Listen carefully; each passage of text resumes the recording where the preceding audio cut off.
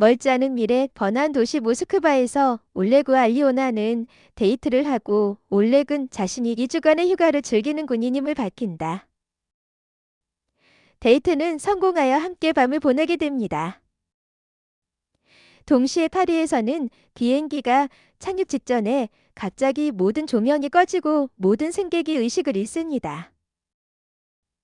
이 정전 사태는 곧 전 세계적으로 확산되어 동유럽의 일부 지역만 피해를 입게 됩니다.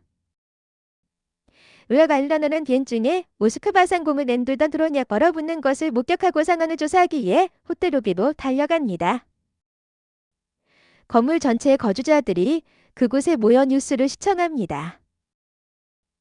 뉴스앵커는 이것이 자연재해로 인한 것이 아니며 처음에는 테러 행위라고 의심했지만 나머지 세계와 통신이 두절되었음을 깨달았습니다. 돌마토프 시장의 지휘 아래 한 부대가 현재 어둠에 빠진 수많은 도시 중 하나인 키로프를 정찰 임무로 파견합니다. 애널리스트 올갈거는 그들이 발견할 수 있는 모든 결과를 문서하기 위해 그들과 동행합니다. 정부는 이미 이 지역에 드론을 배치했지만 아무도 돌아오지 않았습니다. 팀은 도시를 돌아다니며 특별한 발광 점액을 사용하여 주변을 밝히는 상전에 들어가고 그릇에 담긴 물고기를 포함하여 이곳의 모든 주민이 사망했다는 나무란 발견으로 이어집니다. 공격의 흔적이 뚜렷하지 않아 마치 갑작스럽게 일어난 일처럼 죽음의 원인에 대해 궁금해하고 있다. 그런 다음 그들은 다양한 아파트를 조사하기 시작하며 아무 일도 일어나지 않은 것처럼 모든 것이 그대로 유지되었음을 발견합니다. 그런데 또 사람들이 증발한 것처럼 한순간에 일어난 것 같다. 갑자기 군인 중 한 명이 수수께끼의 존재에게 공격을 받습니다. 나머지 팀은 그를 도우러 달려갔지만 독립체가 그들을 발견하자 병사의 무기를 낚아채 창문을 통해 달아납니다. 팀은 즉시 보복했지만 해당 독립체는 총알의 영향을 받지 않는 것처럼 보였고 신속하게 탈출했습니다. 그들은 부상당한 군인을 항공기로 이송하고 그가 가해자를 엿볼 수 있는지 조사했지만 어둠과 혼란으로 인해 아무것도 식별할 수 없었습니다. 한 달 후 1억 명이 넘는 러시아인이 사망한 것으로 추정되며 정부는 남은 국민에게 침착함을 유지하도록 촉구하려고 합니다. 그러나 종말이 임박했다고 믿는 종교파들이 모여들고 있다. 한편 유라는 군대에 입대하라는 편지를 받은 수많은 민간인 중 한 명이다. 유라는 알츠하이머병에 걸린 어머니와 함께 살고 있으며 어머니를 떠나놔야 한다는 사실이 괴로워하지만 그럼에도 불구하고 그는 입대한다. 기지로 떠나면서 그는 세상의 현재 상태를 관찰합니다. 한 달이면 거리가 종말 이후로 보일 수 있습니다. 유엔은 결국 델마르마 민의 대령으로부터 현재 시나리오에 대한 브리핑을 받는 언론팀의 일원이 됩니다. 어둠에 휩싸인 모든 도시는 격리된 것으로 간주되며 유일하게 남은 권력은 모스크바 벨로루시의 특정 지역 우크라이나, 핀란드로 추적됩니다. 이 지역을 생명의 고리라고 합니다. 일부 일꾼 팀은 시체를 가지고 돌아왔고 사망 원인이 인체에서 생성되는 화학물질인 내인성 신경독이라는 사실을 발견했습니다. 새로운 팀에는 두 가지 책임이 있습니다. 과학자들이 이러한 신경독의 원인을 이해하는데 도움이 되는 단서를 찾는 것과 모스크바의 보급품이 부족하기 때문에 격리 구역으로 더 깊이 들어가 자원을 수집하는 것입니다. 이미 수많은 팀이 파견되었고 보호를 위한 탱크가 있음에도 불구하고 대부분이 돌아오지 않았기 때문에 조심스럽게 행동해야 합니다. 모두가 준비하는 동안 추가 자원봉사자들이 나타나고 올렉은 그들 중에 있는 알리오나를 보고 깜짝 놀란다. 갑자기 경보음이 울려 공격이 임박했음을 알립니다. 아무래도 대규모 적군이 다가오고 있어 병사들이 기지와 격리구역 경계선에 집결하고 있는 것 같습니다. 그 순간 기지의 전원이 차단되고 델마드는 더 나은 가시성을 위해 조명탄을 발사하기 시작합니다. 이상한 생물들이 충분히 가까워지면 군인들이 총격을 가합니다. 이 생물 중 일부는 기지에 침투하여 보이는 모든 사람을 공격하기 시작하여 올렉과 의식을 잃게 만듭니다. 다음 날 아침 올렉은 죽은 적의 무게에 짓눌려 깨어납니다. 유라는 자신이 여전히 숨을 쉬고 있다는 것을 알아차리고 몸을 움직이기 위해 도움을 요청했고, 이제 올렉은 그 이상한 생물이 실제로 거대한 곰이었다는 것을 깨닫습니다. 실제로 국경 반대편에는 수십 마리의 곰 사체가 있는데 왜 그런 행동을 했는지 아무도 이해하지 못합니다. 모두 참석하여 뉴스의 모든 내용을 기록했습니다. 윌럼은 의무실로 이송되어 르러나 갓 이사하는 사실에 놀랬습니다. 그녀는 그의 부상을 돌보고 그가 고통을 느낄 때 키스로 그를 달래줍니다. 한편 마리나와 돌마토프는 정전 이후 권력을 획득한 것으로 알려진 개인 그루빈 센서라는 주제에 대해 논의합니다. 의인은 그들이 슈퍼히어로와는 다르다고 밝혔습니다. 센서는 실제로 라디오가 신호를 수신하는 방식과 유사하게 마음속으로 데이터를 수신할 수 있습니다. 그러나 그들은 데이터를 해독할 수 없었고 이것이 어떻게 발생했는지 이해할 수 없었습니다. 가장 강력한 센서는 현재 군 병원에 있는 사샤입니다. 정전 이후 그는 수수께끼의 대머리 남자에 대한 악몽을 꾸었습니다. 오일그는 띠라는 사람에 의해 파견을 왔다고 주장하는 레니의 방문을 받고 있습니다.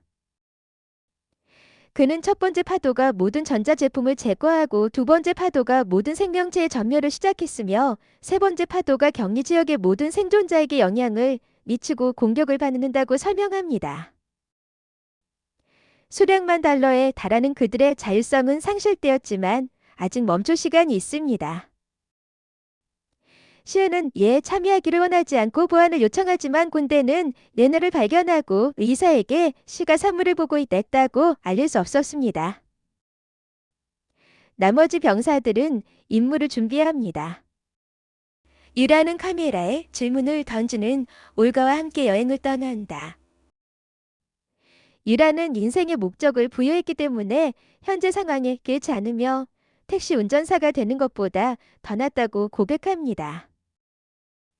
검역구역에 도착하자 그들은 지상에서 철거된 탱크와 구조물을 가르는 협곡을 발견하여 제3의 물결이 이미 시작되었음을 시사합니다.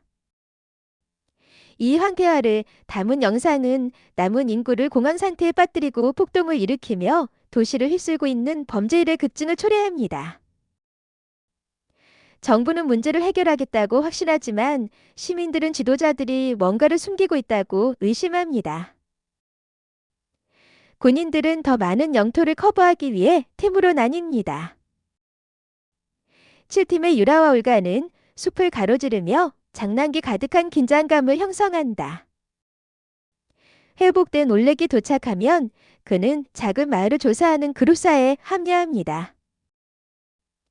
군인 중 한 명이 창고의 잠금을 해제하여 금속 막대 더미가 그에게 떨어져 다리를 다쳤습니다.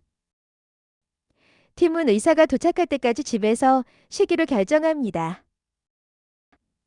다음날 아침 릴런이 나타나 군인이 다리를 잃고 싶지 않다면 그녀와 함께 모스크바로 돌아가야 한다고 선언합니다. 세븐팀도 아파트에서 하룻밤을 보내고 아침을 먹던 중 유라는 가게에서 이상한 점을 발견한다. 그는 일고인 녹음을 검토하고 그들이 도착했을 때 문이 열려있지 않았음을 확인합니다.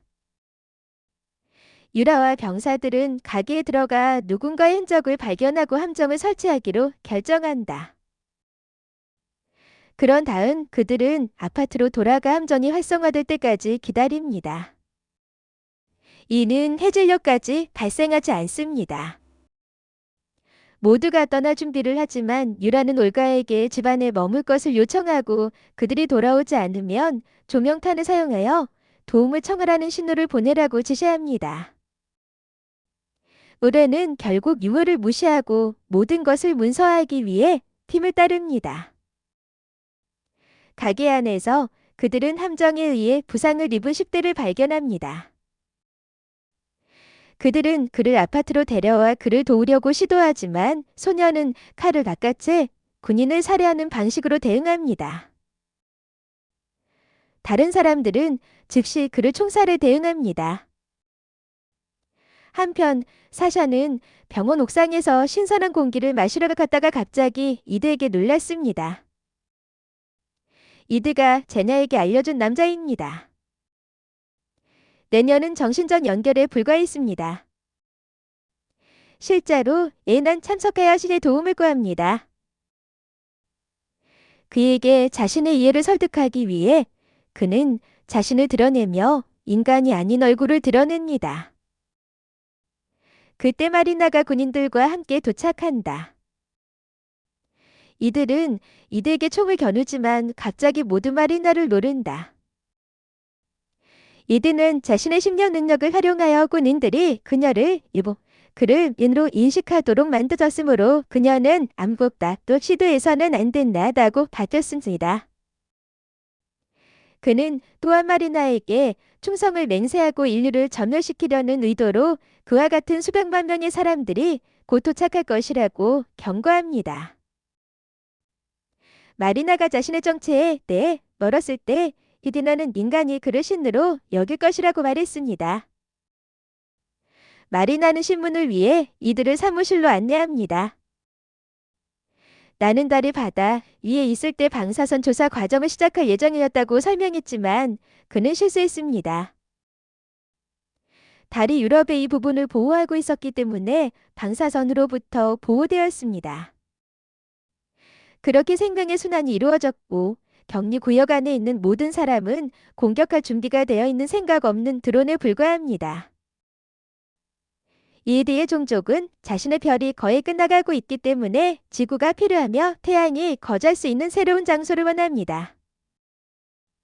그리고 그는 수천 년 전에 메디베디게 더 기어가 있었다고 밝혔습니다. 이 파도는 인류였으며 실제로는 외계인이 지구 원주민을 말살하기 위해 파견한 생물 무기였습니다. 훨씬 더 발전된 피라미드와 수중 도시를 건설한 것은 초기 원주민이었습니다. 인간은 파괴자이자 식민지, 개척자이기 때문에 이상적인 생물 무기이며 심령 능력이 박탈되었다는 점을 제외하면 이들 종족과 상당한 난이도의 뇌를 공유합니다. 의도하지 않은 방사선으로 인해 사샤와 같은 일부 사람들이 다시 회복하게 되었습니다. 내일 이들 별에서 군대가 도착할 예정인데 이들 동생 아가 이미 도착해 있다. 이디는 그 방법에 동의하지 않고 그를 찾으려고 노력하지만 그 행방을 아는 유일한 사람은 꿈 덕분에 수뿐입니다.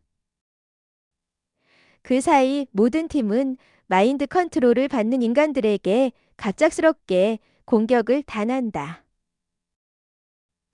병사들은 즉각 사격을 가해 방어선을 형성하려고 애쓰지만 적군이 대량으로 도착해 쉽게 반격을 가해 대부분의 팀을 전멸시키고 탄약을 소진시킨다.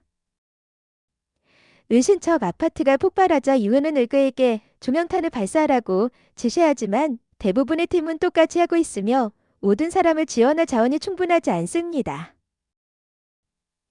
당분간 그루세븐에 얼마 남지 않은 멤버들은 공격자들의 범위를 벗어나기 위해 건물 옥상에서 대기할 예정이다. 예논이는 그녀에게 공격을 알리는 메시지로 중단되고 이는 그들이 시간을 낭비하고 있다고 강조합니다. 예니와 슈를 포함한 4명은 기지로 날아가고 여행 중에 이는 누군가가 그를 죽이기로 결정하지 않는 한 자신이 불멸이라고 설명합니다. 그 뒤에 도착하자 니나쇼를 무아지경 상태에 덧다리고 의 위치를 성공적으로 차지했습니다.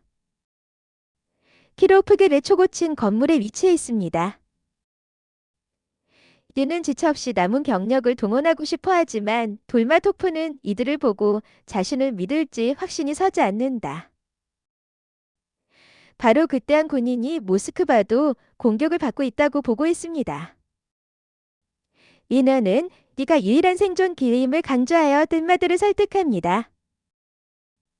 한편 그룹 세븐은 신호탄을 보내지 못한 팀을 찾기 위해 건물을 내려가기로 결정합니다. 우가는 겁에 질려 있지만 유라는 키스로 그녀를 진정시키고 부드럽게 그녀를 내려준다. 거리를 걷다가 민간인 몇 명을 만나 대화도 없이 그들을 제거한다. 우가는 무해 보였기 때문에 불안해하지만 유라는 10대 소년도 처음에는 무해 보였다는 사실을 그녀에게 상기시킨다. 그의 주장을 입증하기 위해 새로운 드론 인간 무리가 그들을 공격했습니다. 다른 병사들은 모두 목숨을 잃었지만 유라는 성공적으로 공격자들을 막아내며 그 과정에서 부상을 입는다. 그들은 차고에서 피난처를 찾아 유라의 상처를 치료하고 탈출을 위한 연료와 열쇠가 들어있는 자동차를 발견합니다. 기지로 돌아온 슈는 가비전 중에 그를 받았다고 믿기 때문에 가는 것에 대한 두려움을 인정합니다. 이디는 자신의 안전을 위해 뒤에 남아있도록 허용합니다. 대마딥의 팀이 탱크를 타고 출발하자 니너는 새 부재를 깨닫고 모두를 중지시킵니다. 갑자기 우케 폭격이 기지를 강타하여 폭발을 일으킵니다. 아레나는 이드가 이 사실을 분명히 알고 있었기 때문에 분노하여 총을 겨누고 이드가 그것이 사실이라고 고백합니다. 그러나 사샤가 동행했다면 팀은 멸망하고 전쟁에서 승리하지 못했을 것이다. 다음 날 아침 유라와 올가는 올레과 알리오네를 만난다. 그들의 팀에도 남은 멤버가 거의 없고 탄약도 모두 소진되었습니다. 운 좋게도 대마둠의 팀은 곧 그들을 찾아 배를 제거하는 임무에 참여하도록 초대합니다. 돌아갈 기지가 없기 때문에 올가와 알리오나는 그들과 동행해야 한다. 몇 시간 후 팀은 키로프에 도착했습니다. 데마르는 공격 부족에 놀랐고 이드는 그가 자신의 기지에서 죽었다고 믿고 있다고 설명합니다. 거리에는 드론을 날린 인간들이 바리케이드를 치고 있고 그들 중 일부는 폭탄을 들고 위에서 뛰어내립니다. 군대는 탱크를 앞세워 끊임없이 전진하며 탱크를 막으려는 적에게 사격을 가하거나 분쇄합니다. 초고층 빌딩에 도착한 이드는 유라와 소수의 병사들을 옥상으로 이끌고 나머지는 방어를 위해 입구에 남아있다. 전투는 잔인할 정도로 치열했고 얼마나 오랫동안 전투를 지속할 수 있을지 확신이 서지 않았기 때문에 올렉은 민간인들을 위층으로 호위합니다. 내부의 적을 모두 제거한 후 이드와 병사들은 옥상에서 라와 대결한다. 유라가 그를 공격하려 하지만 나가 그를 옆으로 밀어내고 그를 벼랑 끝으로 몰아넣는다.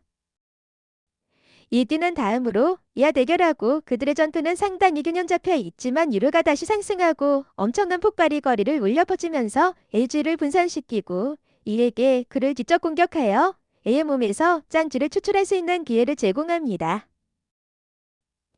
유해는 즉시 개입하여 생성된 구멍에 수리탄을 설치하고 궁극적으로 을을 죽입니다. 이제 이드는 자신의 힘을 활용하여 조종당하는 모든 인간을 해방시킬 수 있습니다. 그는 인간은 본질적으로 사람을 죽이도록 설계되었기 때문에 다음 조치는 우주선에 도착하는 외계인을 제거하는 것이라고 선언합니다. 내년은 기가 정전 이전에 이 모든 것에 대해 경과지 않은 이유를 이해하지 못하고 일어나 믿는 드디어 인간 조작에 반대하는 목소리를 냅니다. 이디가 자신을 인간이 마땅히 봐야 할 신이라고 선언하자 내년은 그를 갈로 공격하지만 이는 자신의 힘을 사용하여 대신 그들을 죽이도록 강요합니다. 분노한 올렉은 이드도 공격하려고 시도하지만 유라가 그를 방어하기 위해 개입하여 임박한 침략에 맞서는 이드가 그들의 유일한 희망임을 강조합니다. 유라와 올렉 사이에 싸움이 벌어지고 올가는 유라가 올렉을 압도하는 것을 목격하고 총을 잡고 유라에게 총을 쏘아 그를 막습니다. 레냐는 다시 이를 죽이려고 시도하지만 이난지대 그를 막습니다. 올렉은 유라를 죽이고 대신 이드에게 총을 쏘는 것을 고려하지만 총알은 효과가 없습니다. 이 띠는 자신의 힘을 활용하여 얼레가 모든 사람을 자신의 아버지로 인식하게 만들어 그를 흔들리게 합니다. 그러나 그의 센서 능력 덕분에 내년은 실제 이들을 찾을 수 있었고 그는 도약하여 그와 함께 쓰러졌습니다. 둘 다 땅에 닿는 순간 죽습니다. 동시에 거대한 우주선이 여러 건물에 착륙합니다. 올렉은 라익에서 추출한 장치 이들을 압수하고 일화를 끝내기를 거부하며 여성들과 함께 떠난다. 쓰러진 시체에서 무기를 모은 후 트리오는 나를 기대하며 문을 연 우주선에 들어갑니다. 내부에는 수백 명의 외계인이 포드에 흐면 상태로 누워있으며 올렉이 장치를 활성화하면 산소가 포드로 흘러 들어가기 시작합니다. 은은 그들을 깨우려고 의도한 것으로 보이며 포드의 타이머는 그들이 곧 작동할 것임을 확인합니다. 그들은 총격을 시도하고 그것이 그들을 죽였음을 확인하지만 그들을 모두 제거할 충분한 탄약이나 시간이 부족합니다. 우가는 산소를 운반하는 파이프가 바닥에 있다는 것을 알아차리고 파이프를 파괴하면 동시에 수많은 외계인이 제거됩니다. 세 사람은 찾을 수 있는 모든 파이프를 파괴하기 시작하여 침입을 효과적으로 중단합니다. 그러나 르네가 마지막 파이프를 파괴하기 직전에 마지막 꼬투리에 아이들이 있다는 사실을 깨닫고 얼어붙습니다. 아이들은 꼬투리에서 나타나기 시작하고 올렉은 그들을 보자 무기를 땅에 떨어뜨려 무고한 존재에게 해를 끼칠 수 없습니다.